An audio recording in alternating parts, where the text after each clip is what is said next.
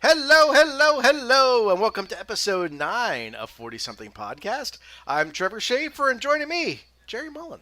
Oh, good evening. What a surprise seeing you It could here. be night, it could be day. You people don't know.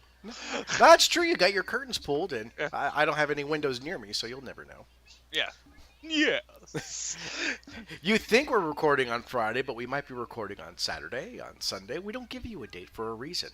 Yeah. That's because if we get bored and don't want to release this at a certain time, you'll never know. Yes, Because it usually comes out on Monday anyway. it does. And Although, sponsor us, please. yes. Yeah. Although last episode I released it on Sunday just because I got it all done, and I'm like, okay, I got to schedule it for Monday, and I'm like, why? I'm just gonna release it now. Yeah. I don't think anybody's gonna complain if they get it a day early. I know I didn't. I like. Well, you get an early copy either way. You get it as soon as I upload it to the server. Yeah, I like listening. You know what? Honestly, I do. If you upload it the same night, Yeah. when we're done here, I lay down in bed and listen to it like that night. Doesn't that get old? We just got done talking. No, I don't know. I like to hear if I like. I know I sound stupid a lot, and I like a professional at it, but I'm just. You're only I'm professional here- at it when you're drunk. Yeah, and I don't do that anymore. We don't let you drink during podcasts, especially if it's like the week before St. Patrick's Day when you're Yeah. priming the system. You know. Yeah, you have to get. My liver needs a reminder I'm here. Oh, by the way. Speaking of, by the way, we actually made a huge error in the last episode. One of the stories we really wanted to talk about, we didn't, which was weird because that was actually our shortest episode. So I figured we would have gotten to it eventually, but we didn't. But near the end, we just mindfully meandered on for 5 minutes about nothing really, which could be the name of this show too. Yeah. Besides Off Topic with Jerry and Trev, which will be the sister show to this someday. What the article we missed last week was about Bohemian Rhapsody, Yes. the movie about Queen. Now I can't tell if this movie is actually about the band or him or both. It seems like it's about him a lot, but it seems like it's about the band too. It's about both. I haven't tried to read too much, but it focuses a lot on obviously the song Bohemian Rhapsody, which turned out to be Queen's #1 hit that they did not want to What the hell release. would you say? What do you mean the hell I say? I'm just kidding. Go ahead, keep moving. Hey, it reached #1 in the charts back when it was released in the 70s, and again in the 90s thanks to Wayne's World. One of the very few songs ever do that. Reached #1, in 2 different decades. Yeah, that's pretty good. Yeah. So I know they do a lot about Bohemian Rhapsody. They do a lot about the band, how they form and how they go through together. And I do know it culminates in Queen's Live Aid performance. Yeah, in '85, I think. So, which they said, yeah, it wasn't his last, but it was one of their last appearances. But they say that it's like a master class in learning how to work a crowd. That they said that those 20 minutes that they performed at Live Aid were some of the best 20 minutes of a live performance ever captured on film. So, and I have to agree. Freddie Mercury, to me, years ago they voted. I don't know who voted, but they voted Axl Rose the best frontman ever. And I'm like, fuck you! It's Freddie Mercury.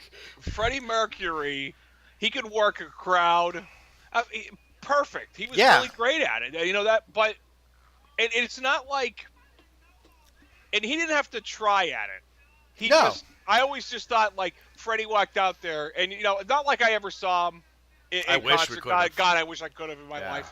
But you watch the videos of it and you watch anything about it, and he just walks out on that stage and he's like, I already got you guys. Yeah. Let's go. When he walks out, it just like pours off of him and just encompasses the crowd, his energy that they're one almost. Like, whenever, like when he ever does okay, you've been at concerts where the band starts clapping their hands and you get half the people like, yeah. But I mean, he just kind of starts clapping and everyone just starts. Everybody, the security guard, people in the bathroom on the shitter are going like this, Liam, who's drunk and on the ground's going, okay. Freddie. Can't disappoint Freddie. Plus, Freddie Mercury has the best mustache of all time. It's right up. It's right up there. Yeah. Right up there. Magnum PI. Tom Selleck has the stash, and yeah, he's got a fantastic stash. Yeah. So, But the movie coming out about the band, him, both, looks fantastic. Now I've only watched the trailer a few times, like we had talked about just a few minutes ago, but I don't want to know too much about it. No, I don't either. Part of the story, you know what's going to happen. Yeah. But there's a great story that reminds me of this great story about Freddie Mercury when he was getting really sick, and it was near the end of his career, probably his life. Now that I think about it, and they were concerned about him singing like on an album, as he was trying to do an album by himself there near the end. Away from the band, he was just trying to do one. I think that's what it was. Well, I know he spent as much time in the studio as he could because he knew his days were limited, and he wanted to record as much as possible, even if they never got a chance to to make a polished record. Because they ended up coming out with a record post-mortem in the late '90s, early 2000s called "Beautiful Day," I believe it was. Oh no, I didn't know that. Yeah, but there's a song that they were. I can't remember the name of the song, and it's inconsequential because Freddie Mercury. Hold on, I'm using Uncle Google to figure one take. I know the last music video he recorded, which is eerie, is "The Show Must Go On." That was the last music video he filmed. Yeah, that's kind of eerie. Yeah. Sorry, I just want to look this up. Oh, yeah, fact about Freddie Mercury. The Show Must Go On, the final song of the final album made by Mercury a few months before he died. The people who were recording it were concerned that his disease, AIDS, was he could barely walk. He was in really bad shape there near the end. And he says, he takes a big glass of vodka, washes it down. He goes, and he says, and it's in this article, "I'll fucking do it right now, darling." And does it in one take. That's Freddie Mercury. In one take. That's Freddie Mercury. That's how I want to go out. If I'm on my deathbed and someone says, if I say, I want to go to our farm one more time. No, you can't. I just want to take a big bottle of vodka, down it in the hospital, and go, fuck it, we're going now, damn it. Yeah. There's only a couple of people that could drink vodka like that, like Freddie Mercury, Ozzy, James Bond. You know what I mean? Yeah. Like, there's only a few people that are in the being famous, I guess you could say. Frank Sinatra probably too. It's probably up there with Alcoholics Anonymous. Oh, come on! One of the biggest alcoholics of all time was Dean Martin. Show me a picture without a drink in his hand. Find a video of him sober. Yeah. Pictures at his funeral. Oh, that's terrible. They probably put a bottle in his casket. Probably several. Yeah, that's how I'm going. So, let's see. Remember last week we talked about the Xbox controller for the handicap? Oh, yeah. That was really good. Well, now Apple and Microsoft, Google announced a new USB human interface device, which HID, which there's a new acronym for everything. They all came together to create a standard Braille keyboard. That's cool. Everybody can use. I don't know why. I don't know why I found this article, but I found it very interesting. Plus, it just played off that other article we had last week, so it was like a segue from a week ago or 2 weeks ago. But I find that really neat, and it's a big move forward for people who can't see. Yeah. To use a computer and decently efficiently. Every time I think of a Braille keyboard, I think of Sneakers. Oh, yeah. Still love that movie. Every time. You just see his fingers, or you hear the... Yeah. As all the little pins come up. The thing popping up under his fingers. God, that movie's so good. Oh, come on. The best is... I know, off topic. But in the beginning of that movie, we're talking about the character Whistler, who's blind. In the beginning of the movie, they're in their van, and they're trying to break into a bank, because that's their job. And you see him reading in a book. And once the main character Bishop gets in there and they hear the tones, he closes the book and he's actually reading a Braille copy of Playboy. Yeah, that's fantastic. Thank you, Hugh Hefner. God rest your soul. But that's cool. That's that they're actually making a Braille keyboard for them. Yeah, I find that's great. That's another step forward in everybody being connected. Yeah. You know what I mean? Yeah. Let's see, what else do we got? Oh, we got a couple of different things. Yeah. Why are they making a Sonic the Hedgehog movie? I don't know. And why is Cyclops playing a major role in it. James Marsden. Normally, I would say if this was 3 years ago that he was hard up for the money, but considering how big of a phenomenon Westworld is, and he plays one of the main characters, Teddy, I don't know why. Does he not realize in the history of video game movies, there's been maybe two good ones? I can think of like good. Yeah, Like good is relative. The original Mortal Kombat, I think, is a good video game movie. Ye- Only because that's the in my cheesy opinion, factor. Yeah, the cheese factor's in the right place, kind of. If you want to count, well, let me say it. There's probably three, and the second one is the first Tomb Raider. Ironically, I just got the new Tomb Raider, but I haven't sat down and watched it yet. I heard it wasn't all that great. So. And the third, probably best video game movie is Wreck-It Ralph. Yeah. I don't consider that a video game. It has video game characters, but it's not based off a real video game. If you're talking, it's still a good video game movie. I don't give a shit. Unless you want to count the King of Kong. Because if you're using Wreck-It Ralph and classifying that as a video game movie, then I would have to step in and include Tron and The Last Starfighter. And really, now you could include Ready Player One. And Cloak and Dagger. I mean, you got to be careful how you categorize it. All right, we'll back off Wreck-It Ralph. So it's Tomb Raider. I would agree with Tomb Raider. Tomb Raider is probably the best video game film, in my opinion. Yeah. And we know what the worst one is. I don't know. There's Super Mario and Double Dragon there. I mean, they're both drowning at the same level. They're both drowning. Milano thinking?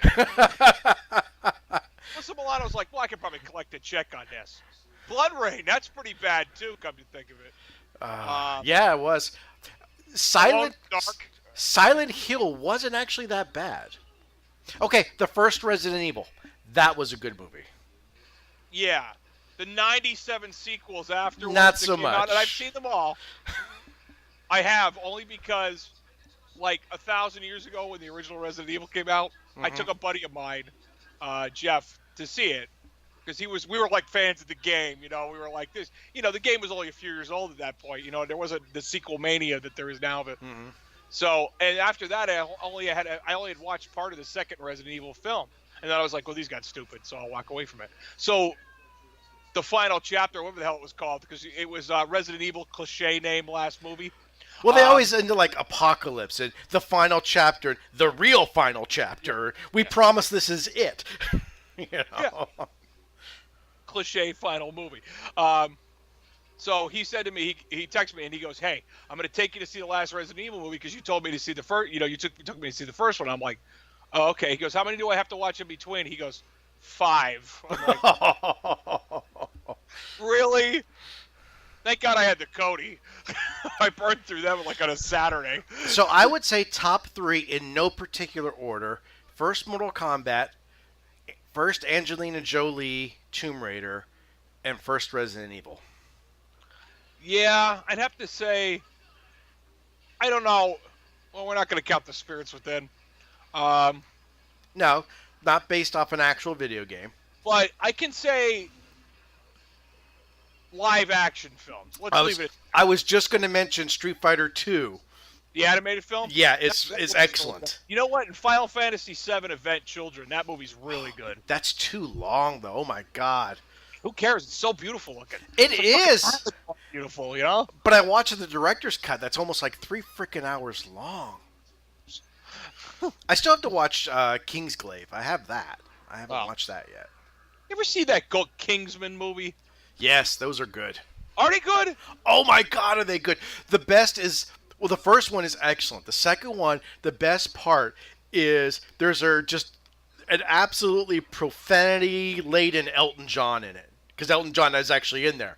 And, I mean, it just... Oh, my God. Oh, yeah. It's fantastic. Yeah, the shit they pull off in those movies is fantastic. So, yes, it's definitely worth the watch. So. Okay. So, we don't know what James Marsden is up to. This sounds like he's collecting a paycheck just to... He might have a car to pay off or something at this point. Is it going to be all live action? Because I was hoping he was just going to do a voice, maybe, but A hybrid live action animated Sonic film. There you go. I know, but it's weird if you watch there's weird. Sonic the Hedgehog is really weird. It got away from a blue streak running and collecting rings. Mm-hmm. And then there was the 3D versions and Shadow the Hedgehog, which I thought was pretty cool actually, because Shadow shot people. But Sonic has a human girlfriend. Yeah. Crash Bandicoot has one too, I think, but no, she's not human. Oh, she's kind of human, but yeah, she's what's that? Anthropomorphic? Is that the well? We're talking a bandicoot, which really isn't a real animal to begin with. So okay, so there we go. Yeah. So we've written that for people. And I'll be honest, the one thing I've never understood about Sonic is I was a Nintendo guy. I wasn't a Sega Genesis guy or Master System even. But I understood Mario. Okay? Get from point A to point B, you jump, you get power-ups, it's a platformer. Sonic I never understood. So you're just a ball, you're rolling around collecting all these rings, but it doesn't matter if you end the board with 0 rings or 1,000 rings, you still complete the board. Yes and no. You can get yes and no. You can get through Sonic the Hedgehog really fast if you ever watch speedruns of it. People do it, and it's 7 minutes or whatever, which off topic with Jerry and Trev again, but speedruns are our favorite thing ever. But there are people, there is a goal to it.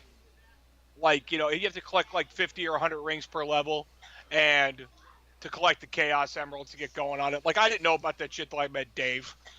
So I knew nothing Sega until I met Dave. So, and then you get into it. But yeah, I don't know. I never understood the appeal of Sonic ever. I never understood it either.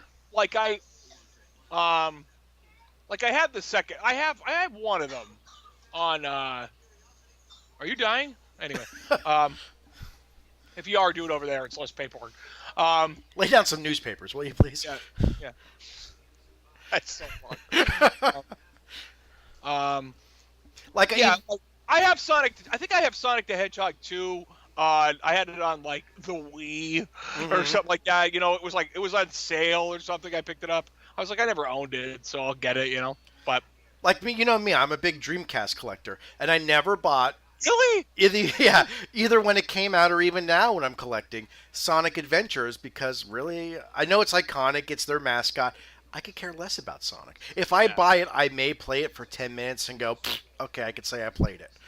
There's a Sonic the Hedgehog ROM hack. I don't know what. People have so many different names for them. ROM hacks or homebrews or whatever. There's a Sonic the Hedgehog we'll call it a homebrew just for the shits and giggles. Instead of collecting gold rings, he collects onion rings, and if you get too many rings, he gets fat. Nice. Fat, right? If you collect too many, he dies for obvious reasons. If you collect enough and start getting fat, he has to run to lose weight to keep going. That's probably the most realistic game ever made. It is. And I saw that on LGR. That was the best thing. God bless him. His show is so great. It is. So let's see. What else do we got? Well, since we're on the subject of gaming, if you're a big Battle Royale fan, Fortnite, the new phenomenon for all the young gamers out there. Have you played Fortnite ever? I tried. My machine is just not fast enough to run it. I think they have it on mobile. They do have it on mobile. I tried it on my computer in both Mac and Windows, and the graphics card just isn't powerful enough. It's really choppy.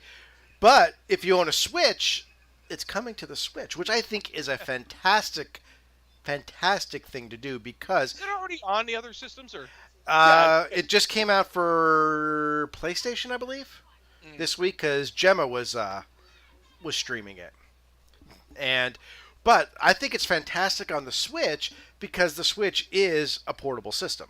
Yeah. So you could play Fortnite anywhere, which I think is great. But while we're on the subject of the Switch real quick. Yeah. I let my daughter take it to her friend's house last weekend for a sleepover because her friend has one and they wanted to. You're brave. I'm a good dad. I am brave though too. I have the glass screen protector, but that's about the only safe thing I have for it. But it was so anyway. Long story short, because that doesn't happen on the show. we're over at my aunt's house afterwards because she went there after she went to the sleepover, and she was like, "Do you want to play Mario Kart?" And I'm like, "Yeah." We put the kickstand up, play with the Joy Cons. I'm like, "This is great." It is. It is. I'm thinking about, you know what, I badmouth the thing up front, but man, it's neat. We both did. It's like, what a stupid name. What a stupid concept. And yeah, but I'm talking about the Switch. Like, it's a screen that gets docked, and ooh, you could take it with you, and then once you actually do it once or twice, you're like, damn.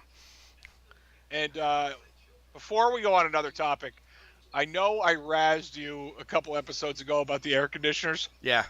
I broke down and put them in for the kids. Dude, it's been hot as balls lately. I tell you, it done it for. I don't know if I've just gotten so used to it, but it doesn't bother me. Oh my god! This morning when I took the kids to school, it was like 72, but it was 96% humidity. Oh god! It was like it was 72. The dew point was 71. I mean, it was just nasty. Yeah, it's been brutal. Yeah. So, okay, so, dickhead, get rid of that toy. Sorry. Not you. So Fortnite coming to the Fortnite Switch. Coming to the Switch. Yep. So we're talking. Fortnite is paying $300 million in April alone. Yes. That's pretty good for a game that is. Is Fortnite free? No. Well. Yes and no. I honestly don't know. I downloaded it. Did I download a trial or do you pay for... I don't know. Where'd my phone go? Shit. I don't know where it is. Wow. I honestly don't know. I think it might be free to play, Fortnite. Yes, it is. Because Jack downloaded as well, and he couldn't run it on his older Mac either. Yeah. So... PUBG you have to pay for, I believe. Although I'm probably wrong about that. I'll be honest, I don't like the Battle Royale games. I can't stand them. I think the concept of them is a little silly. I don't... Call of Duty Black Ops 4, I'm looking at you. I mean, I just don't like that concept. Same thing, I don't like open arena games like League of Legends or Dota 2. I don't get into those. It actually doesn't stand for anything. I thought it did first.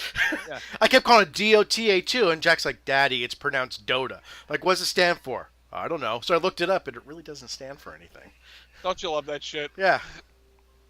Well, that's because we're old now. I expected that to be a Dead or Alive franchise when I first started because it was DOA.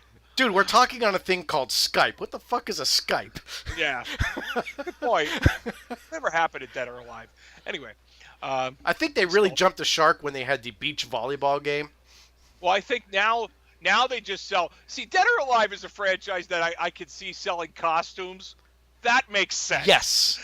Dead or Alive for the PlayStation was the only game I've ever seen that actually had a settings for the boob jiggle in the settings menu. That was the first game I saw.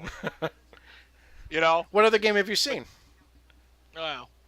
That's the only game I know of with the boob jiggle meter. Yeah. Wow. But you gotta think, like, you know, that's... Yeah, okay. Well, anyway. I think that's the title of the episode now. Yeah. Write it down. Boob jiggle meter. Yeah, jiggle meter. But they were like those guys. I forget what company that is. That was Namco. Is it Namco? I'm almost positive it's Namco. That's what they're known for in the industry. Yes. And however you see that is fine. That's really funny though. It's like they're going down in history as we've pioneered boob jiggle physics for video games. Tecmo. Close enough. Namco, Tecmo, they're both pretty much owned by the same company. Yeah. So anyway, well, speaking of PUBG, they are suing the Epic Games over the Fortnite Battle Royale mode. This is what I can't stand, and I hope this gets... Call of Duty, guys? Is that what's next? Please do it. Exactly. Please do it. I mean, this is where it's going to get to, the fact that I hope this gets thrown out of court because you cannot sue and copyright an entire gameplay. I mean, can you imagine if id Software copyrighted the first-person shooter? If Nintendo copyrighted the side-scrolling platformer? Yeah. I mean, you can't do that. If id did that, the term Doom clone would have never existed. No. At all. And you never would have got your Unreal Tournaments, your Serious Sams, your Duke Nukem 3Ds. You never would have had any of those. I wouldn't have been able to get through life without Duke Nukem 3D. Now, here's the most interesting thing I think about the whole them suing, because they're claiming copyright infringement. And yes, Fortnite was heavily based on PUBG, because PUBG was one of the most, or still is, one of the most successful battle royale first person shooters. The other battle royale games are talking about your Dotas and your League of Legends, where it's a top down third person view. So they went ahead and they sued him because PUBG lost almost half their playership to Fortnite. And Fortnite wasn't supposed to be a battle royale game. They actually put battle royale in there after they saw how popular PUBG is. But here's where the twist gets interesting. PUBG is using the Unreal Engine for its game, which is distributed and licensed by Epic Games. They make the Unreal Engine. Yeah, they do. Yeah. I can't believe how versatile the Unreal Engine is. Oh, it's fantastic. Everything uses it. Everything uses it, you know? But, in fact, on LGRs, because I just bought, when he did the review of Unreal Gold, I actually bought Unreal Gold on a sale a couple months ago. And I love that he says, most people are familiar with... It was free for a while. It was, for a couple of days, for the 20th anniversary. Yeah, I'm sorry I missed that. And he said that, a lot of people don't realize that the Unreal Engine came from this game, that they built the first Unreal Engine for the game Unreal, and then Unreal Tournament, and then they made Unreal Tournament 2 with a different engine. And it's just funny that a lot of people don't realize the roots of these games. That, yes, it's called the Unreal Engine for a reason, because it was made for a game called Unreal. Yeah. I mean, and now everybody's got their engine now. You know what I mean? Every time a game comes out, id's on what, 6? I think that's what they're on. 5 or 6. I think Something. Now. I forget the name of their engine is, because it used to be based off the Quake engine, and then when they had that 10-year period, it id Tech. Yeah, it's id Tech now, but I don't know what they did in between there, because they used the Quake 2 engine for Quake 2, obviously, and Quake 3. And then it's like they didn't create an engine till they got eaten up by Bethesda. Mm-hmm. And now it's id Tech. Well, I think id Tech, probably after Quake 3 was Doom 3. Was that right? Was that later there? That was later. That was probably the id Tech. Yeah, Quake 4, which graphically doesn't look any different than Quake 2, honestly. A little bit different shaders. Doom 3 is where you had your big difference. And if I remember correctly, I could be wrong, that was the last engine John Carmack made himself before leaving id to go to Oculus. Yeah, because he walked out during the development of the new Doom. Yeah. Well, he walked out before that. He didn't want to have anything to do with it. He was more interested in virtual reality. So if you want to wrap your head around it, John Carmack, the man who founded id, who wrote the engines for Doom and Wolfenstein, is now a Facebook employee because Facebook owns Oculus. Yeah. He made a game about killing Nazis. You know what I mean? And now, well, I like your Brad Pitt impersonation there. Yeah, you like that? I like that. So yeah, it'd be interesting to see how this lawsuit comes out, because I really hope they don't side with PUBG, because it's just going to set a dangerous precedent for anybody to come out. Well, like I said, id Software can come out and say, hey, we're copywriting the first-person shooter genre. Now everyone owes us money, or else you can't play first-person shooters. Call of Duty could come out and say, okay, the tactical shooter genre is now ours. And, hell, Madden could come out. You're not making any other football games. Although that's kind of true, considering they have the monopoly on it. Yeah, but you know which one could be locked in is NBA Jam. That was a fun game. I always thought they were fun. Yeah, they were. Yeah, they were fun. And, even when they tried to redo it a few years ago, it was still pretty good. And the football version, which was Blitz. Blitz was fun. Blitz was just, how hard can you hit the other guy and do some crazy shit flips with him? Yeah. Yes. That's all football games should be like that. Remember in the original, Madden games, people got injured. Yeah. I don't know if that happens in a Madden game anymore. So, Yeah, that's when Madden games are good. 16-bit Madden games were good. Well, I don't play. I think in the new Madden games, the only thing that gets injured is the person who buys it because they're saddled with all the DLC that they have to purchase. Yeah. Plus, the game's pretty much worthless when you get it home for trade-in value. Yeah, Yeah. and you're basically paying $60 for the same game you bought last year, just with an updated roster.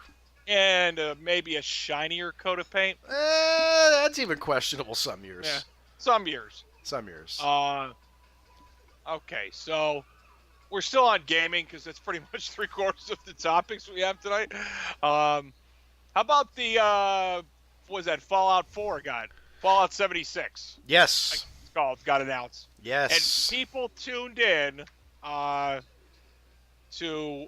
the Twitch. I guess their Twitch channel. Twitch channel. Yeah, they had the infamous "Please Stand By," and then they had a Pip-Boy bobblehead.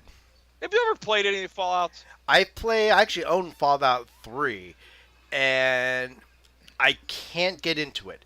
It's a completely different system of fighting than what I'm used to playing. And while I know we know a bunch of people who like swear by Fallout, I just cannot get into the mechanics of the battle system. No. So. Yeah, I know very little about it. I just never got into it. It was not a franchise I saw any interest in. I love the storyline. I absolutely love the storyline. Like if they made a Fallout movie, I'd be there to watch it. It kind of reminds, I don't know much about the story either, but it always felt like Portal to me for some reason, like a dystopian kind of future. It is a dystopian. There's a nuclear fallout, and they knew obviously. They knew the nuclear fallout like took place like in the 50s. It was like a 50s era. It's not the actual 50s pretty much, but in the 50s era. And they had known this was coming, so they created fallout shelters that were called vaults. And when the war started, everyone was assigned a vault. They went to the vault and they sealed the vaults.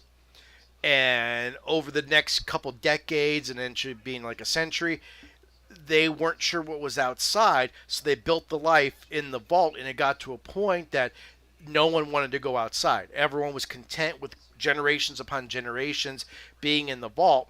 And then when you play, you're someone who escapes from the vault. And when you go out, you find out there were survivors living out there and scavenging in this post-apocalyptic world.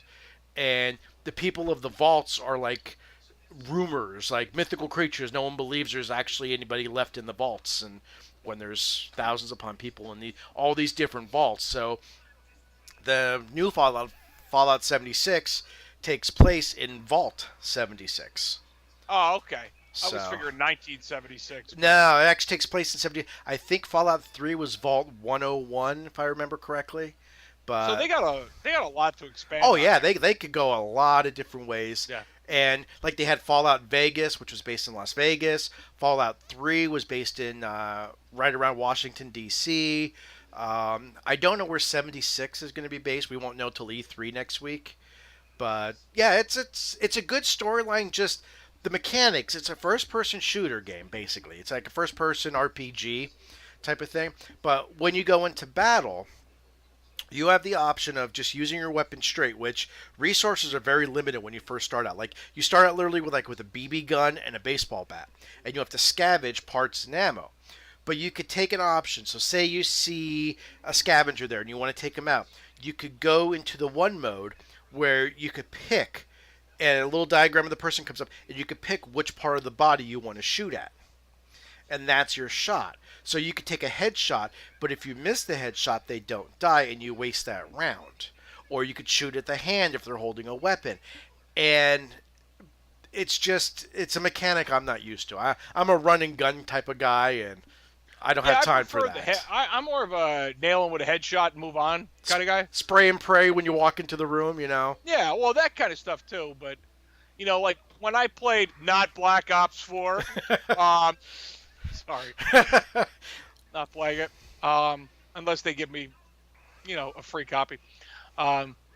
But when I play any Call of Duties, and I know you guys call me sheep for it, but I really enjoy them. They're a lot of, they're like, they're 8 hours of mindless fun for me, or 10 or 12 or whatever it is these days. But like your wife. No, it's like 14 minutes. But I just try to hit because you're trying to just move forward. Yeah. In any shooter, it's like that. You're just trying to get to the next area. You know what I mean? Or get that next checkpoint, which is usually what it is. At first you're just trying to take guys out with shotguns or rocket launchers, and then you just come to find out that you cap them in the head, and then you keep going. It's so much simpler. What game? Like you said, what was that game? The Duke Nukem engine game that came out. The one that I wanted to play, but I can't. It's on Steam. Oh, Ion Maiden. Ion Maiden. That's what you said. Headshots were in that. Yeah. Once you figure out headshots work in a first-person shooter, your game 50% faster. Okay. I love that in Project Brutality and what was the one you sent me? Zion. The Doom mod makes it look like the new Doom. Zion, HD. Is that what it is? Yeah. So the one you sent me, they have headshots in there too. Yeah. And Doom Champion Edition has it as well. Oh yeah, but you gotta hit the railgun with that. That's the only way you do that. But when they put headshots in, it's a nice modern feature to throw in a game you're so familiar with, like Ion Maiden. It's basically a build game, but they added that mechanic in there that you're so used to now. I mean, Halo really started the headshots. I don't know. Wasn't that in GoldenEye? It was. I'm talking PC though. Oh, okay. I'm just talking shooters in general. Oh, shooters in general. Yeah, GoldenEye had the. They also had the man with the golden gun, which was just unfair. Blink. All right, now next blink. All right. Yeah. I used to piss my. I actually got, like I said before in that game, I actually got my one friend to leave his own home. Because fuck this game, I'm leaving. I'm like, you're in your own house. He walks out the door. So anyway, back to Fallout, because there was an article here. Mm-hmm. People actually watched that for more than 24 hours. Of that, the Pip-Boy and Please Stand By. That's all they did. Did you see Angry Joe's post on Twitter that at one point they actually laid Pip-Boy down and put a blanket over him? Like he's going to sleep overnight? God. It's like, oh my God. Did you see that, speaking of Angry Joe, because I like him, they let him interview the guy who's helping them make Battlefield 5? Really? And after Joe ripped their fucking ass up over a different game the company made, Joe tore into him hard. And he was really stunned. He was really shocked that they said, "Oh yeah, we'll do an interview with you." See, that shows that the industry trusts somebody like him. Yes, because he has millions of people who listen to him. And not only that, he's not just a reviewer. I mean, the guy loves games. The guy makes board games, so he understands the underlying mechanics of strategy and. That looks fucking stupid. I like the miniatures. But the figures are nice. Yeah, the figures are beautiful. The figures are nice.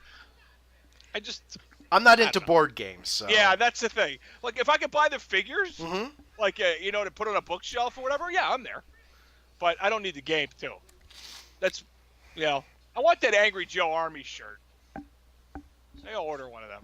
We need shirts for this show. No, we don't. Yeah, we do. Because we can just wear them every week. I was going to say, you can't see our shirts. Yeah, good point. All right, moving on. So, yeah, that's pretty much it. People just watch the Pip-Boy for 24 hours. That shows you kind of sheep. But that shows you what kind of fan base it has, too. Yeah. I mean, if they did something, if Activision did something like that for Black Ops, there'd be people tuning in for that. Yeah, it would probably choke Twitch out. Yeah. The thing would be crashing like Twitter in the early days. Fail whale. Oh, well, I haven't seen that in I don't know how long. You shouldn't actually see it now. So, let's see. What we got? We got two more about games, I think, this week. We got the Atari Retro VCS finally now available for pre-order. Let's see. What's the prices on this? I know there was somewhere in this article there's a price guide. Maybe there isn't. Oh, here it is. You can get, actually, the collector's edition with a fine wood grade finish is available for $2.99, and the Black Onyx edition, which, hey, stop. It's Atari. It's Atari that I could go buy a 2600 with wood grain right now for $25. Yeah, I know that. But this also is going to play modern games, so let's be real. It's got a Linux base, and we've done this already. Yeah. Both models and classic joysticks or modern joystick controllers are available exclusively through Indiegogo. And they plan to ship them in mid-2019. So about a year from now. I got one word for you. What? Ouya. Phantom. Let's go way back in time. Yeah. I had high hopes for the Phantom. I don't see this working. I honestly don't see this working. It's a gimmick. It's all it is. People want to own a part of that Atari name that they held on to in their childhood. Something new with Atari's name on it. I want it. Yeah. For what? Well, it's apparently working considering they have $2 million in pre-orders. Oh my God. That's $2 million. $2 million. How many ET cartridges is that? All of them. Including the ones they buried and ran over and buried again. I see this as a nostalgia trip, but I see if this actually gets made, how many of these things do we fund on Indiegogo or GoFundMe or Kickstarter and they never come to fruition?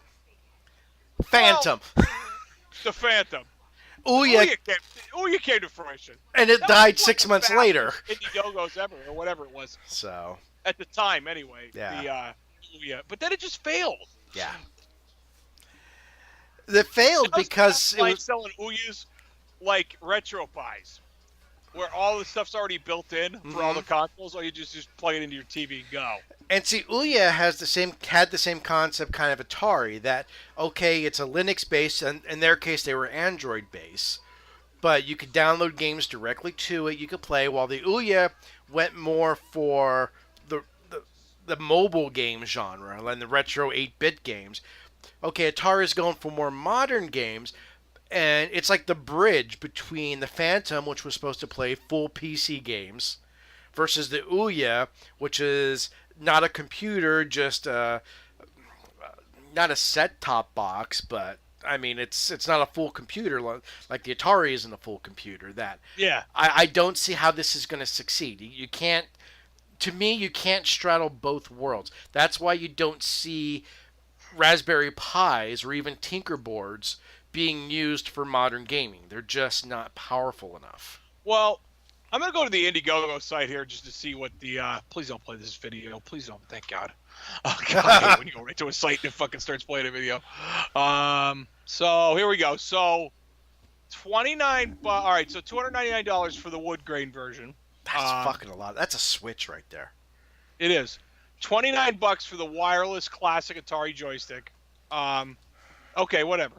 The modern controller's $50. Together, you can get them in a deal. They're $60 for both. So that's actually like $10 off. That's actually a pretty good deal. The Vader edition, they call it Onyx Early Bird, but the Vader edition. It's the Vader edition. Well, that's what the old one was nicknamed. If you didn't have the wood grain one, the original 2600, you had the Vader. It's $199 if you get the Vader version, which that's not bad. Okay, I gotta ask for the $100 difference. Is it real wood grain, or is it like the 2600 where it's just a wood grain sticker? Because if I'm paying an extra $100 for a sticker, all that comes with here's what it is. These are a limited time. No, that doesn't even say anything. So there's already 1,600 of these ordered, which because I like Indiegogo, they really tell you like how many have been claimed already. So $299 gets you the collector's edition. That's the wood grain one, and a controller. Okay, now you go down to the regular one, the Onyx Early Bird, or the Onyx, the Vader, whatever. You get the oh wait, it's $229. I'm sorry, because you get that in a joystick, so it's $70 difference. Okay. For a slight piece of wood grain on the front of your, and mind you, there's been 24,000 of those ordered already. 24,000 of the wood grain? No, the regular. Oh, okay, the Vader, the Onyx. Yeah, 25,000 of the Onyx with the controller and the classic controller, if that makes any sense. So this thing's flying off the shelf. The wood grain ones aren't really selling. from what I can tell. Well, you're paying an extra $70 for a fucking sticker. Yeah, essentially. Now, because I don't know too much about this, you're my brain for this. Obviously, it comes with the classic joystick to play original Atari games. Mm-hmm. Is it going to come with the entire back library of Atari It comes games? with that was in the other article they had. So let me back up. It comes with 100 games from Atari's classic library, the Atari Vault, they call it, from Asteroids to Gravatar, and they'll all be playable on the VCS, which it hurts for me to call it the VCS since I own an actual VCS. The thing will also play PC games that aren't too intensive. I'm not sure exactly. Solitaire. Yeah. Angry Birds. Yeah. I don't think Doom is the new Doom, I should say. No. It's going to be on there. It'd be really funny if the old one was. Could you imagine playing the old Doom with that controller? Anyway, it actually would work because all you need is how do you open doors? That's okay. You got a problem there. Yeah, you got shoot, and that's all you got. So for $339, which is this is the highest one, by the way. You get the wood grain one and both controllers. So there you go. No. This is like $50 to $100. They should be selling. So when are they supposed to ship? 2019? Yeah, it says mid 2019. Okay. So a year from now will be mid 2019. We'll come back a year from now and talk about how they've not shipped yet. That's fair. Just put it on my calendar. Okay. Yeah, copy that. Let's see. What are the features at a glance? With the Atari VCS, you can. Here we go. You can play new and classic games on a single platform. Woo. Get online and get more with Atari's first connected device. Woo. Subscription required for additional services. Oh. Voice control technology. Hey, Xbox on. Never worked. I have that Xbox with my Xbox One. It works 50% of the time. You can stream your favorite web-based content. Customize. It's a Netflix machine. Yeah, with YouTube, I would think at least. Port or create new content and apps into the integrated Linux sandbox. That's actually pretty interesting. Personalize and store playlists of content of all kinds. Engage and share across your local platforms. So, I don't know what that means. Sounds kind of bullshitty to me. Yeah. That's marketing BS right there. Yeah, that's pretty good too. Remember what George Carlin said about marketing? Anyway. Does it say what kind of onboard memory it has? Let's see. I'm going to imagine no, it does not. Because the Atari ROMs are only a couple K a piece, but if you're talking some modern games, you're going to have at least a couple gigabytes in there. Yeah, I'd imagine. God, they're really pushing this Atari Vault. No, it doesn't have that. It doesn't show that. It says as an AMD Radeon processor, a low TDP architecture. Any idea what that means? Not off the top of my head. It's got a snowflake next to it, so I wonder if that's temperature related. It's compatible with most PC peripherals. It's compatible with your smart home integration. So, Atari, turn the lights on. Is that what we're going to be able to do? Probably. And get the fucking Xbox to turn the TV on. It could connect with your home entertainment system and a customizable UX. So, real wood front panel. It's not fake. Okay, that is worth the $70. $70 piece of wood. I'll tape a piece of wood to it. To the Vader version. I'll come over to the big fucking 2x4 duct tape to the front of the Vader edition. There's my wood grain, bitch. Eat the wood grain. I love it. Oh, so look at they have all these reviews from other places. Atari is making a comeback with the VCS. Atari could have a real winner on its hands, and that's from Forbes magazine. It's gonna have a real winner on its hands, all right. All right. So, but I don't know. Are they, like you said, are they selling this on the name? Yes. They have to be. Yes, I would say they're definitely selling it on the name, and you can't tell me, even though I know this has been rumored for a year, you can't tell me they didn't come out with this at this time when Ready Player One is going to be coming on video, well, home streaming next month. And that's just laden with Atari references. They're riding the nostalgia train there. Oh, here we go. Here we got actual what's inside the box here? Hang on. Memory. It's got 32 gigabytes of eMMC memory. Okay, that's actually not bad. I'm actually impressed with that. Yeah. It's got 4 gigabytes of DDR4 RAM. Okay, that's not bad either. That's pretty good. Then it has 30. Yeah, it has. But it also has external. You could hook up external hard drives to it and SD. It has an SD card slot. So, which means it'll be hacked 2 weeks into the process. Oh God, it's 2 days. It's Linux based. I mean, yeah. Cloud storage will be offered. Required interconnection, not for classic gaming, but required to access all features. It'll have Skype and Discord because, like Dante, they're everywhere. Voice commands from blah, blah, blah, boring. Live streaming with Twitch.tv. It'll have mouse and keyboard support, and nobody cares about the controllers because they're just fucking controllers. So. Okay, this could be like the Switch where you and I a year from now are eating our words, or we're going to be right like we were about the Ouya and the Phantom, and this is just going to be shitty vaporware. Well, I think it's going to... What do you call vapor hardware? I don't know. We'll get back to that later. Well, I call the Phantom vaporware because they never shipped them. It was a Phantom. Oh! Yeah, that was pretty smart. That was quick on my part. I look how they have the materials that the system is made of. Plastic, metal, and wood.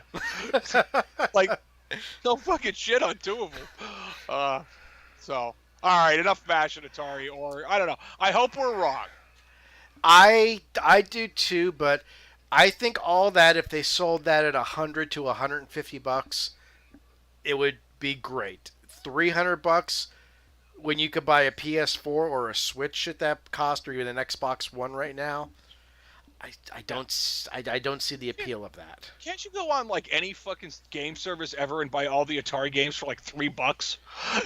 Oh, well, I could go online and download them in less than 3 minutes. Yeah. And here's another point. Okay, they said the Atari Vault. Those of us who grew up in that area, they had the same game come out multiple times on the 5200, 2600, and 7800. Well, yeah. Not all of them, but some of them, yeah. Some games. So how do you choose, like Asteroids? Asteroids was out across multiple systems. How do you choose which version to put out? I would only buy the 2600 versions. Can you choose? So if you have, say, Asteroids... Or do you get them all? I don't know. Let's be real. The 5200 was a piece of shit. It was. Yeah. And... 7800 was actually pretty good. You know how many times I walked past one of them at yard sales and shit over the years and I regret it? They were selling them for like $8 and I'm like... Well, you could kill someone with it. It's so freaking big. That's okay. That's okay. Okay, Whatever. Big is good. Big is reliable. When all else fails, you can kill somebody with it.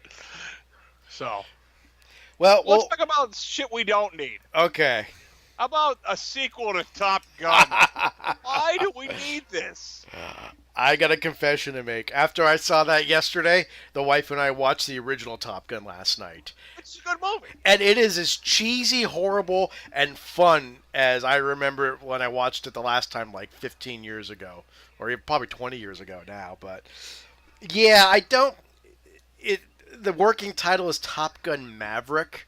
So, obviously, it has to do with him. At the end of Top Gun, he went back to be an instructor. So, I'm thinking this is probably going to be like a Maverick swan song, kind of like Rambo was, the new Rambo, which are coming out with another one of those. Yeah, versus the Mexican cartel. Yeah, I mean, it's kind of like one last hop and just proof once more that we're completely out of ideas in Hollywood. That we keep after revisiting and rebooting these old franchises. It's not even like you rebooted the old Rambo.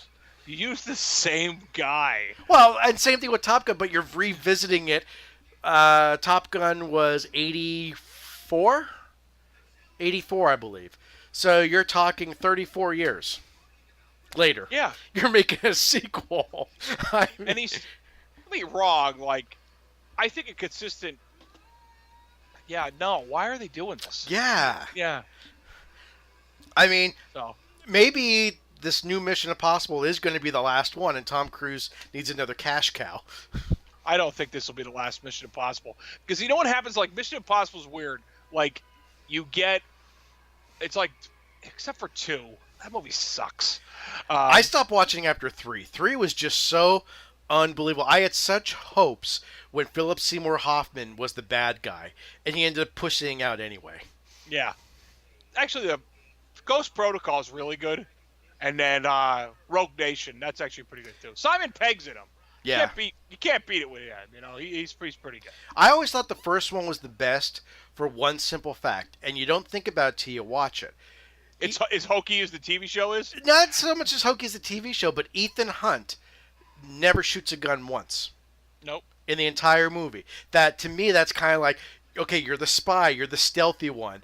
I mean, in the third one, which obviously was John Woo, I mean, he's doing pistols akimbo, going everywhere, and it's like, that's not really that stealthy or spy-like. Well, no, and I get that, but I think, like, and this is just my personal opinion, I think after a while, spies can't be stealthy anymore either. Call of Duty Black Ops 4. You can't be stealthy all the time, I would imagine. Eventually, you just got to doom to it and just run in that I room. don't know, man. The last fight in Skyfall, stealth won that fight. Yeah. They had a fucking attack helicopter. And they took down the helicopter from inside the house. How about you make them trip mines, man? Yeah. And the nails and the shotgun shells. Oh, fuck, man. That'd hurt. That'd hurt all day. And he got M in there even to get messy. Yeah. God. Yeah. Damn, that's a good movie. I'm about to watch that. But yeah, I don't know how this is going to go. I mean, as long... and you're going to laugh at this, but think about Hollywood. And I'm going to say this. It's going to be okay as long as they don't try to bring back Goose. no, they're not going to do that. Gonna be the ghost of Goose. I mean, come on. Or maybe Goose's... What do you have? I think he had a little boy. Yeah, a little boy. You know, he grows up, and Maverick is teaching him now. I'm calling it now. Or you calling it like now. Creed. Yeah. This is going to be the Creed of Top Gun. Open that fortune cookie, because we're right. Well, the new Rocky movie is going to have Ivan Drago's son. Yeah. Well, Creed 2. I must break you. Still one of the best lines. It is. I don't care that he... Like, then you come to find out that guy, who is it? That's Dolph Lundgren. Yeah. He's like a really smart guy. Yeah, he's like into chemistry or something like that. Yeah, right? he's got a PhD or something like that. Not PhD, but a doctorate in chemistry or something like that. I'm like, holy fuck. Did you see him in The Expendables? He looks drunk the entire time. Which maybe they wanted him to be like that, and it just worked out for him. But he looks hammered the whole time. Poor guy. Still one of the most iconic lines. It is. I must break you. Bam! Hits the gloves. That might be a good ringtone. Good text tone for the wife. Every time she texts, I must break you. I must break you. Even though he's not Russian at all. No, but he's Swedish. Yeah. Which... Remember there's that Ivan Drago side-scrolling game? Yes. You see that? Yeah. They did that on Cinemassacre. Yeah. Which... That's what... I gotta download that now. So Dolph Lundgren, before he was Ivan Drago, was He-Man in Masters of the Universe. Oh, that movie's so good. And I didn't find this out till many, many years later, that the director, they hired him based on looks alone because he could pull off the He-Man look. When they got there, they realized he could barely speak any English. All he could really speak was broken English in his Swedish accent. So they worked with a dialect coach. And much like Ken Watanabe in The Last Samurai, he was fed his lines phonetically to say. and that's why you can barely understand what He-Man's saying throughout the movie. And he doesn't talk much in it. No. No, thank God for that. He got I Have the Power, you know. You remember Hercules in New York? I have actually never seen that, but yeah, that was Schwarzenegger where his voice was dubbed. Yeah, somebody else did Schwarzenegger's voice the entire film. That's what they should have done with He-Man. In fact, you know what? They shouldn't have done He-Man. There's actually a good, if you look on YouTube, it's on there. It's a good documentary about the disaster that was making Masters of the Universe. Because they ran out of money. First off, that film screams 80s. Oh, yeah. Every piece of it. Oh, yeah. Go ahead, anyway. But the movie actually ran out of money before they could finish it. So the director got together with some of the cast and crew and Dolph Lundgren and Frank Langella. That whole horrible finish scene with the golden Skeletor and everything. Yeah. They shot that, I believe, in 1 or 2 days. They actually broke into the sets to film it because they weren't allowed to be on there because there was no money to pay for the production. And they all did that last scene. That's why it was so quick, so horrible, for free to get the film finished so they can actually take it to post-production and edit it. Because at that point they had the movie filmed except the ending, and they ran out of money at the very end because they could not finish it. Yeah, that was Courtney Cox before she was anybody. Yep, and Robert Duncan McNeil before he was on Star Trek. Yeah. Wow. And the guy... Yeah, that's not a movie I want to watch right now. And for another geek ripple, the guy who played Quildor. Yeah. The short guy? The short guy. That was Billy... the hell's his last name? Billy something. But he's the same guy that played Macintosh, the little cameraman in UHF. Oh, I remember him. Yep. Yeah. Yeah. Oh, I haven't watched that in a long time. I own that. I think I own that on iTunes. I own that in a couple different ways. Yeah. So it's got a great soundtrack. Although not as many times as I've purchased Army of Darkness in my life. Oh, I bought that like 12 times. Yeah, I bought that more than I bought Highlander, and that says a lot right there. You know, every time they come out with a new version of Army of Darkness, I'm like, even if it could say on the cover with only 3 more seconds of footage, I'd be like, purchase now.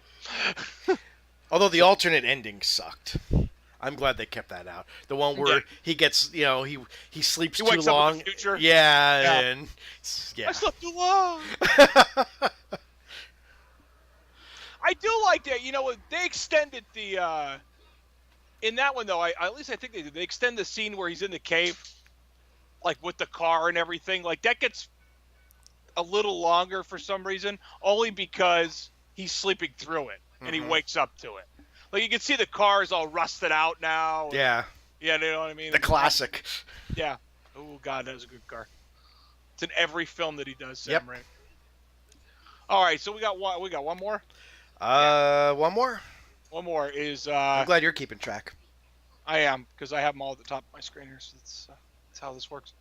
How big a box office dud is the new Star Wars spinoff Solo? I'll preface this by saying I have not seen it yet. Have you? No. Okay.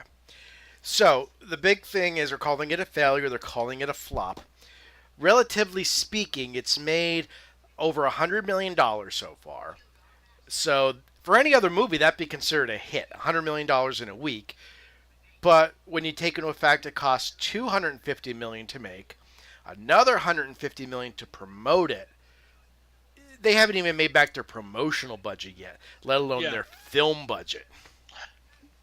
Disney said that this film was going to make $1 billion. Nope. Yeah, it's not going to make half that. No. If they're lucky. That's with digital and DVD sales 5 years from now. I think by the time it comes out in digital and video, they'll be lucky if they break 300 million. Yeah. Which, I don't know. You know what? If you look at the people we're mutually friends with on Facebook and you look at reviews, people are 50-50 about it. Yeah. I've seen just as many Solo was terrible things as I've seen how did these people hate Solo? It was really good. And is it because it's not Harrison Ford? Is that what it is? Maybe, I don't know. Well, they're also blaming it on what they're terming Star Wars fatigue, which I can kind of see that because ever since The Force Awakens, we've gotten a new Star Wars movie every year. Whether it's Rogue One or... We've gotten a Star Wars movie. I mean, we got The Force Awakens, Rogue One, The Last Jedi, now Solo. They've already greenlit a Boba Fett movie. We're not getting Episode 9 till, I believe, July of 2019. It's not going to be a Christmas release because of Solo. So, because they always release theirs at Christmas. Solo. But I do agree that, yeah, there's going to be some fatigue because people were so hyped for Phantom Menace. It was the first movie to come out in 16 years. And then it was huge, but it was also disappointing once. I was a huge fanboy for Phantom Menace until you actually get home and you start thinking about the movie going, wow, that really wasn't that good. Let me go see it again. Nah, still wasn't that good. Let me try a third time. Nope, still not good. Now they got 80 of your hard-earned dollars. Exactly. That's how that movie made so much money. Yeah. People are going, no, it can't be that bad. It's Star Wars. Yeah. And then, well, you had the next two with Hayden Christensen, who can't act to save his life. Yeah, he couldn't act his way out of a wet paper bag. No. And then after that, thank God, George Lucas stopped. So the last one was released in, 2004, 2005, somewhere around there. So now you're talking 2018. This is year 4, technically, of Star Wars films. So you had almost a 10-year period in between Star Wars films to get people wanting again. And now you're saying, okay, now we're going to go back to where you want to pick it up, which is 30 years after the original movies. That we're going to have an old Han Solo, an old Luke Skywalker, an old Leia, and everyone wanted that. And The Force Awakens was huge because of that. And then Rogue One, okay, we're going to fill in some timeline gaps right before A New Hope. While I liked Rogue One, it wasn't your typical Star Wars movie. No. And that's why they call it a Star Wars story. Exactly. Yeah. So that was mediumly received. A lot of people didn't like it. They thought it was a waste. Then you had The Last Jedi, which is a straight 50-50. You either love it or you hate it. I've talked to people that hate it. I loved it personally.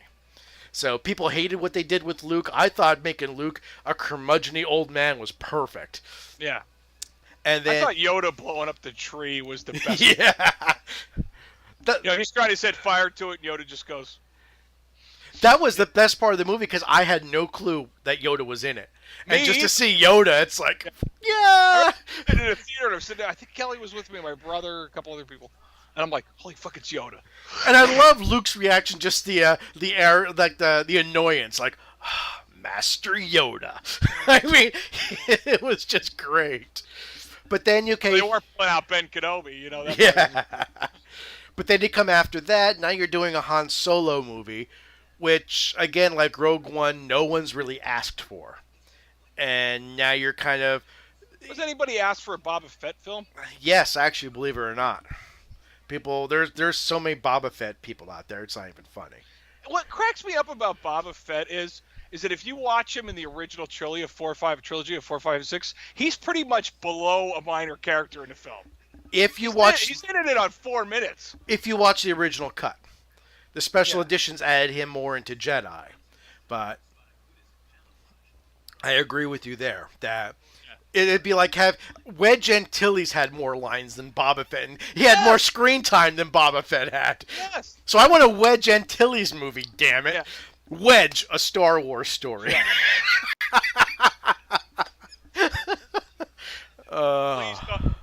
Please don't do this, Disney. Please don't do this. Akbar, a Star Wars story. Yeah, it's a trap. It's 30 minutes of him saying that.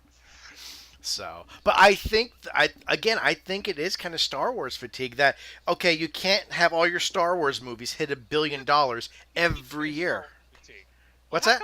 You keep saying Star Wars fatigue. Yes. Which, okay, I understand. Yes. Somewhat agree with. But why haven't we hit Marvel fatigue?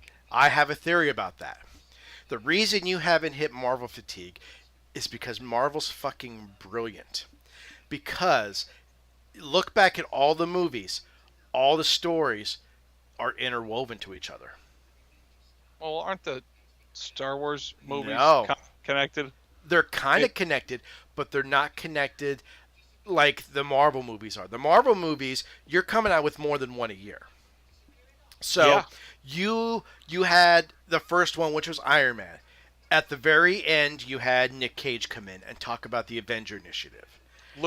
Nick Cage? Nick Cage, sorry. Wow, did I say Luke Cage? No, you said Nick Cage. I said Luke Cage. Um, Wow. Let's move on. Let's move on. That never happened. That never happened at all. Delete this. Last 10 seconds of the show. Okay, so you had him come in and talk about the Avengers Initiative. Then you had Iron Man 2 come in and show a little bit of the Avengers Initiative, what it's going to be. Then, actually, in between that, you had the Incredible Hulk, which had Tony Stark at the end with the general, which I forget his name. So you had that cameo. It's all about the after scenes as well. But then in Iron Man 2, you got to see what's coming next because when he's making that new element, you see Captain America's shield there. Mm-hmm. You see...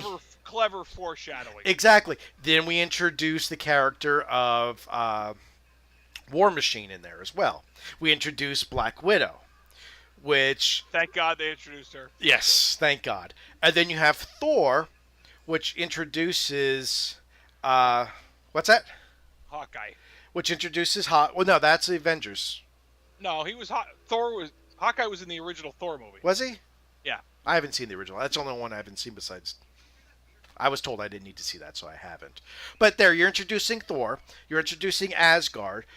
You're introducing Loki, which then spills over into the first Avengers movie, where now you're bringing the Tesseract in, which was in Captain America, and you're bringing Loki in, and then you're forming everything together that, again, is going to spill off into your Ant-Man, who comes with Falcon, and Winter Soldier, where you get Falcon, and it's just all intertwined that if you want to know the big story of everything, you're going to go see these movies every year to get the bigger story to lead up to Infinity War, where there's just too many characters, and you get that together where you don't see that in the Star Wars. They're focusing on smaller characters.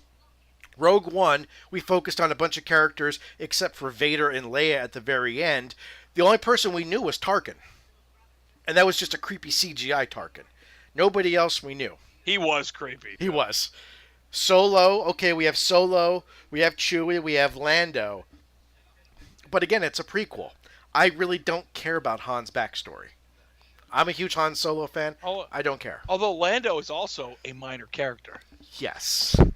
I want a Lando movie. Yeah, we know. You said it last time. I know. I just think a Lando movie would be fun.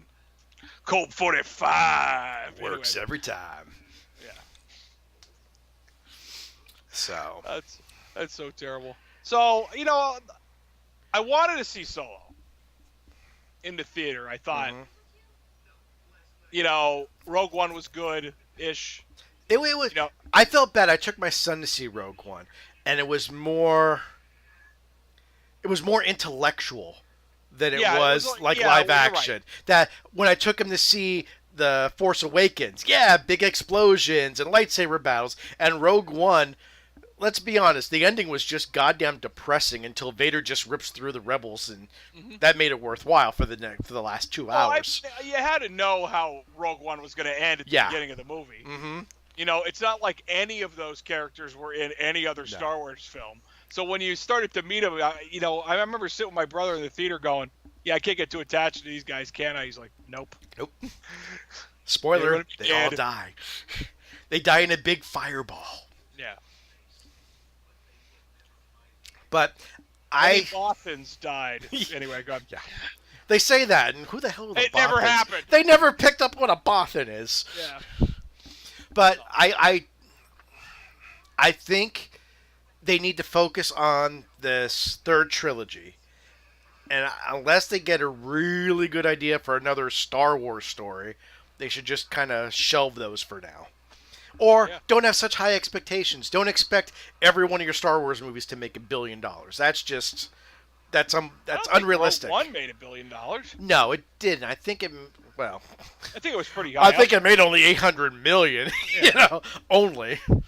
Yeah, but to Disney, that's a loss. Yeah. So I don't know. That guy turned a mouse into the world. That's just, I don't know. That's my feeling on it. Yeah, I agree. I think now this has come down to rental for me. You know what I mean? Like, yeah, I think it's definitely going to be digital release. Yeah, Redbox perhaps. Yeah. Like, I still want to try to get to the theater to see Deadpool 2, but sadly, I don't think that's happening. It's good. So, I know it's good, but yeah, I just don't think that's happening right now. And just one more thing about Solo. Sure. It was out at the same time Avengers: Infinity War and fucking Deadpool was out. Yeah. You're going up against some heavy hitters there. Yeah. Did you see someone took the poster for Deadpool 2 and instead of putting Deadpool 2, it had Josh Brolin's having an awesome month. It's true. It is. It is totally the truth. Man, he was good in both films.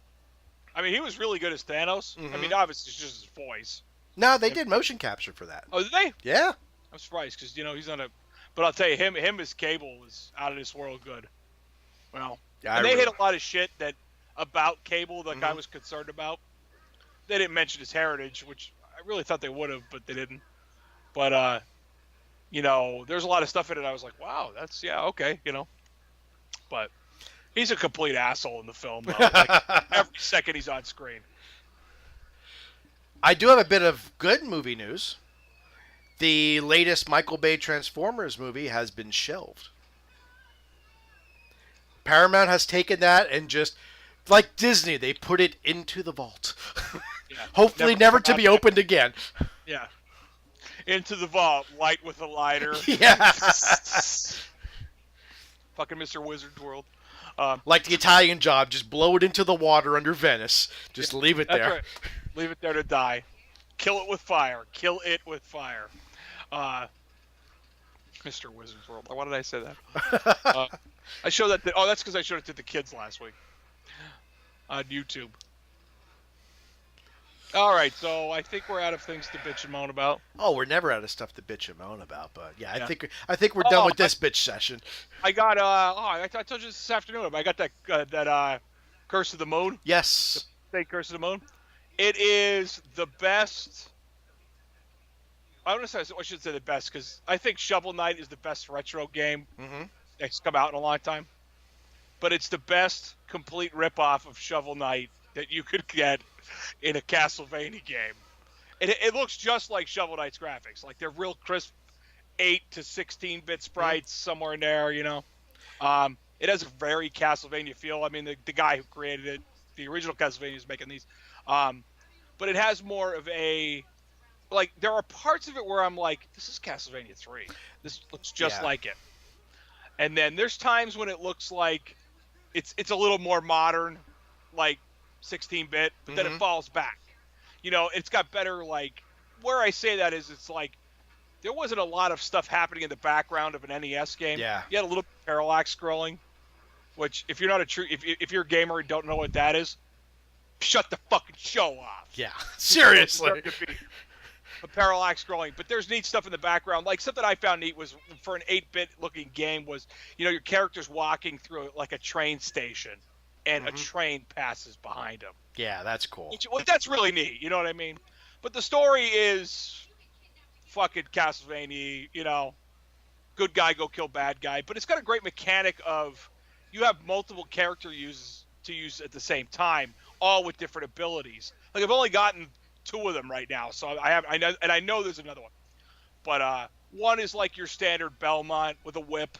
Another one is like almost like a samurai. Like the guy has a sword and he's got like whip. He's also got like everybody has like sub weapons in the game.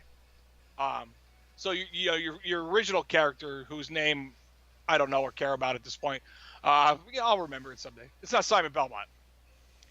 Copyright. Yeah, copyright infringement. Copyright. Anyway, That old Dave Letterman sound. Oh no, we're going to get sued. God, that's great. Do you still have that? Yeah, Anyway, of course I do. yeah, I know. I'm a Actually, digital pack rat. yeah, I know. Anything I've asked you over the last decade, do you still have this? He's like, yeah. Remember our Doom map? This place blows. Yes. Anyway, God, that was great too. You still have that? Yeah. My God, you're good. Anyway, everybody's got a different sub weapon, and the game's pretty neat about it. Like, so you're walking through, and if you're one character, and there's different candles because there's still candles. Yellow ones are like your standard, like ones that drop hearts, even though they're like jars in this for your sub weapon. But like there's purple ones that are a sub weapon, like they're highlighted to show you that.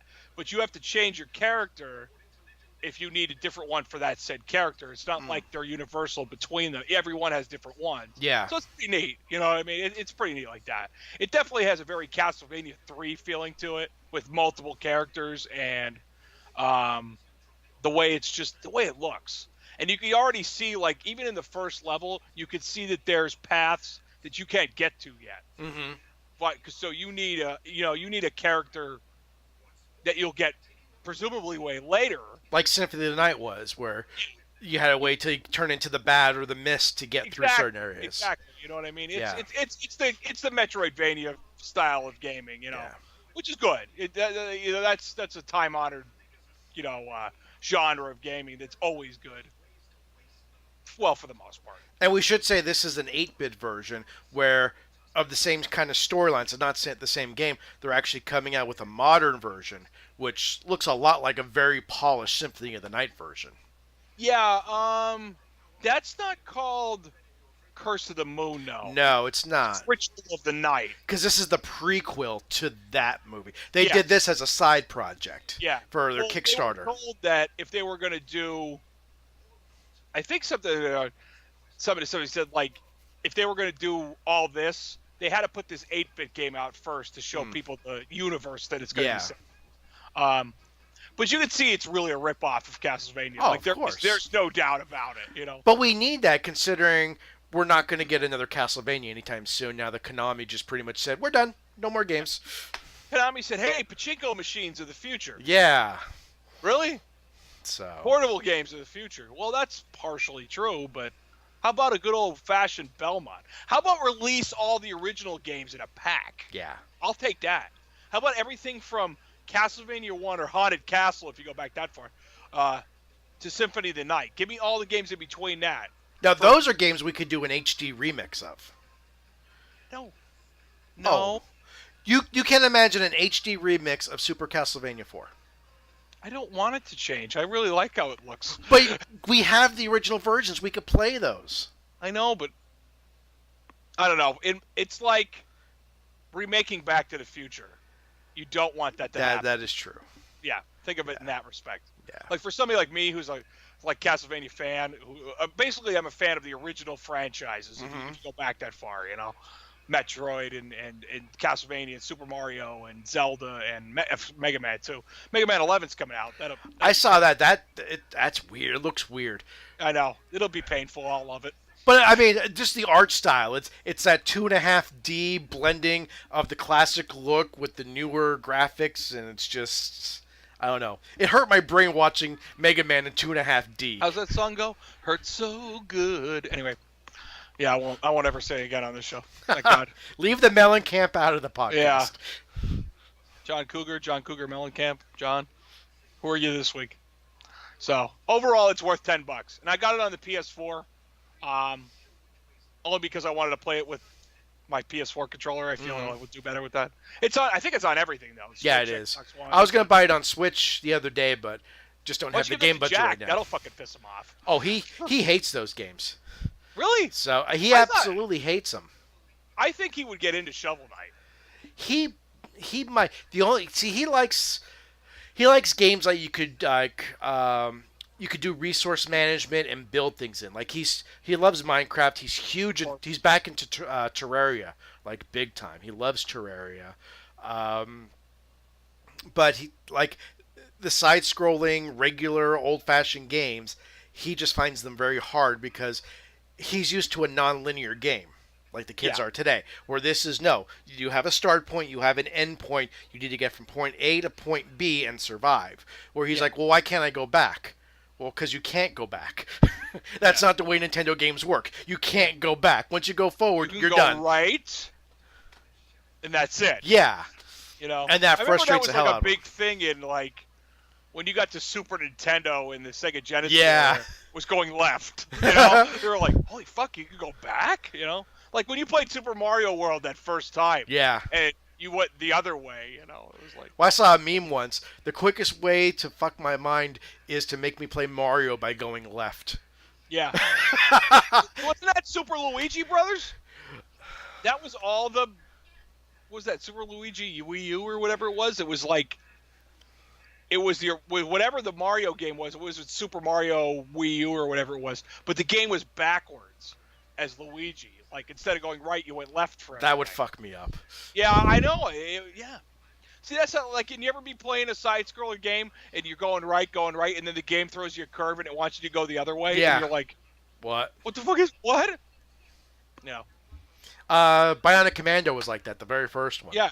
Castlevania 3's like that. Yeah. There's stages that go left and then right. So, but yeah, I really want to pick it up. It just unfortunately this week isn't good for a game budget. But that is it's actually in my wish list right now. Oh, damn, I should have bought it on the Switch. I had Switch points left. Fuck, I could have got it for nothing. See? Should have watched it. All right, moving on. How do you get Fuck, Switch yeah. points? What do you buy the gift cards and get the Switch points? Yeah. Oh, I okay. bought it when I bought, because I wanted to get Snipper Clippers. Mm-hmm. Good game, And by the way. Thank you It for that is- recommendation. You're welcome. I told you, that game's great. My wife actually plays it with Jack more than I do. Well, we try to play the 4-player version once in a while. Ah. You know what I mean? So, Oh, and my son wanted me to tell you, and he'd be upset if it wasn't in the podcast. He's picked up Mortal Kombat 9 again. Sorry, Mortal Kombat 2011. And we actually played yesterday for the first time in a while. And he actually beat me twice, once with a fatality. well, I'm So, impressed. He's figured out his character he likes the best is Reptile. I don't even know where my copy of that game is. I'd have to dig. So he won't let me play as Cabal because that's the character I'm best at in that game. So he goes, pick someone else. I said, okay, I'll pick someone else. So I picked Sector. And he beat me the first round. And at the end, I said, okay, do you want a rematch? Do you want to switch characters? He goes, well, you could switch characters if you're afraid you're going to lose again. And I looked at him and I said, son, I am so sorry for what I'm about to do to you. Yeah. He's like, what do you mean? I said, oh, it's on now. So, don't take this personally, but you're going down. Yes. Needless to say, he did not win a match, not even close, and I fatality'd his ass afterwards. Good time.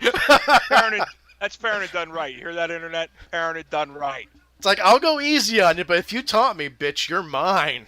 Yeah. I don't care if you are blood. See, like when I play Megan in Mario Kart, she doesn't taunt. She's good.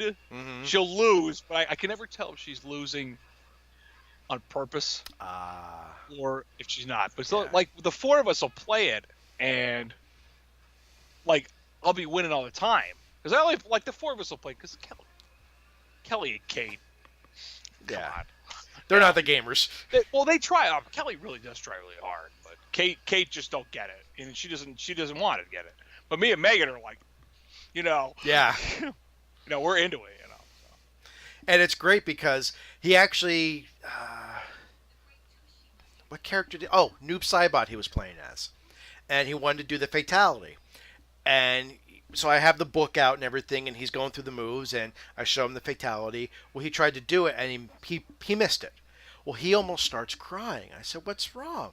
He's like, I'm never going to get the fatality. And I'm like, dude, fatalities are hard for a reason. They're not instantly hit one button and do the fatality, and then in the back of my head, I'm like, Mortal Kombat Trilogy has that. And I'm like, shut up, other brain. We were not talking about Mortal Kombat Trilogy.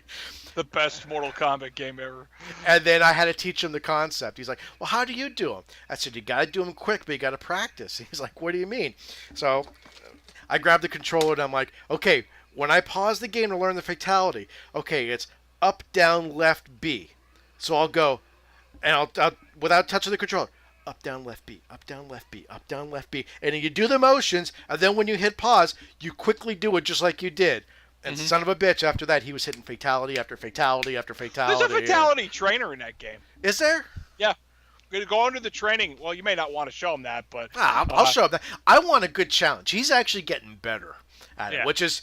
It makes it more entertaining for me because the first couple times we played months ago when he first picked it up, I let him win. Yeah. And yesterday, I kind of let him have the first game. Then he taunted me, and I just kind of kicked his ass after that. But toward the end there, I actually was kind of trying, and he was getting in some cheap moves that you'd be happy about. Well, we'll have to see if the online works on it. So, but yeah, it was really good.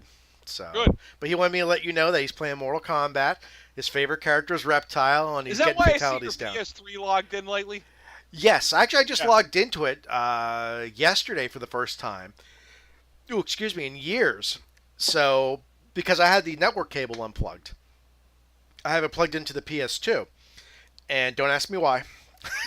I just wanted to, and why? I just wanted to. I wanted to see if you could actually get online and do anything like with Twisted Metal or anything, but you can't. Oh, the servers are gone. Yeah, I just was trying to see what happened. There's a way to get Twisted Metal Black to work, but... So I just hooked it up through wireless. But I was doing that because he was getting sick of me picking characters that, well, you know, when you play the story mode, you get thrown character after character. So you learn to work with all the characters. So I never bought any of the downloadable characters. So I'm like, okay, the game is 7 years old. It's got to be cheap enough that, okay, I could pick up the characters for $5. They still want $15 frickin' for all the downloadable characters. Fuck you. I could go to GameStop and buy the complete edition for $15. Yeah. It's like, Jesus Christ, lower the price. Yeah. You should just go buy the complete edition. It's less frustration. I would, but I don't want to spend $15 on a game I already own. Yeah, you're right. I mean... Yeah, you're right. Sad as it is. All right, let's shut this down. Yeah, actually, it's almost exactly an hour and a half, which is our butter zone. Yeah. So, anything else? No, I don't think so. I'm just making sure we hit all the stories and didn't skip shit. So. And we didn't. No, I think we're pretty good. Okay, gang. Well, thank you for watching. Thank you for listening once again. Subscribe, like us on iTunes. Sorry, what was that? Sponsor us. Sponsor us. We'll always take sponsors. Yeah. Also, check out our website, 40somethingpodcast.com. It's where you can listen live, not live, but listen on the site. You don't have to download anything. Link to the video on YouTube. We're on iTunes. Subscribe, star us, comment. Don't care what you say. Call us faggots. I don't care. I talk to him more than my wife. That's true. Actually, this is probably the first time I've talked to your wife in a long time. I know. She says you're really quiet in bed lately, so. Yeah, well, you know. Not much going on there, just like it is here. So. And don't forget my favorite thing. You can listen to us on any Alexa-enabled device. Oh, God. I love that. I know you do. I know you do. That's how I listen to podcasts anymore. I hook my Dot up to my soundbar in my bedroom, and I just set a sleep timer, and I play a podcast every night. Yep. I love it. That's how I listen to the old Growing Up Geek stuff. I listen to it on my phone, setting a timer. Good night. So in 2 weeks, we will be on the cusp of Father's Day weekend, actually. Yeah. So that'll be nice. There. Kids will be out of school. That'll be bad. Yeah, that'll be pretty bad. I like Father's Day because I don't have to wake up early on Sunday. Really? You get that? Yeah, because I let Kelly do that for Mother's Day. I let her sleep. Kelly asked me this year for Mother's Day if she could sleep until she woke up. Wow. And I let her. Good for you, man. Good for you. So for I probably won't. I'll probably get up before everybody else, like I always do. Mm-hmm. But I'm hoping to sleep till like 7. Nice. Yeah. I'm gonna pamper myself and not go to work this year. Oh, there you go. Well, I've worked every Father's Day, so. Yeah, stay home, see the kids. Because technically I'm my own boss this year, and I'm not working at Best Buy or Verizon or any other place like that. I can take it off, and I'm going to. So, okay, guys, thanks for listening. Thanks for watching, Jerry. What? Thank you for showing up again. Hey, I'm here for you, buddy. And we're taking bets. Let's see if Jerry shows up in 2 weeks. We know he will. Oh yeah. So, That put money down. Yes. But don't put it on Black Ops 4. No! Say no to Black Ops 4. Say no to Black Ops 4. Great way to We end need it. shirts with that on it. Friends don't let friends buy Black Ops 4. Yes! Okay, gang. Have a good 2 weeks. We'll see you then.